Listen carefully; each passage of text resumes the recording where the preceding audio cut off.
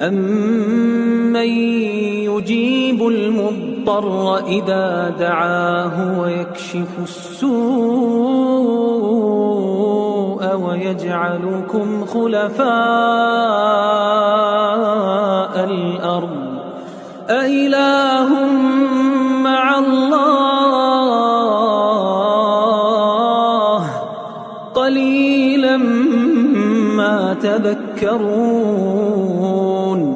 أَمَّن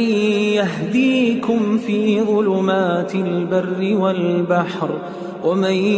يُرْسِلُ الرِّيَاحَ بُشْرًا بَيْنَ يَدَيْ رَحْمَتِهِ أَإِلَٰهٌ مَّعَ اللَّهِ ۚ تَعَالَى اللَّهُ عَمَّا يُشْرِكُونَ أَمَّن يَبْدَأُ الْخَلْقَ ثُمَّ يُعِيدُهُ وَمَن يَرْزُقُكُم مِّنَ السَّمَاءِ وَالْأَرْضِ أَإِلَٰهٌ مَّعَ اللَّهِ ۚ قُلْ هَاتُوا بُرْهَانَكُمْ إِن كُنتُمْ صَادِقِينَ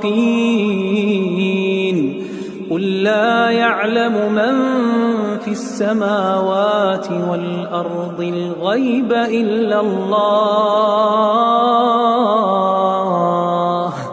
وَمَا يَشْعُرُونَ أَيَّانَ يُبْعَثُونَ بَلِ ادَّارَكَ عِلْمُهُمْ فِي الْآخِرَةِ بَلْ هُمْ فِي شَكٍّ مِّنْهَا بَلْ هُم مِّنْهَا عَمُونَ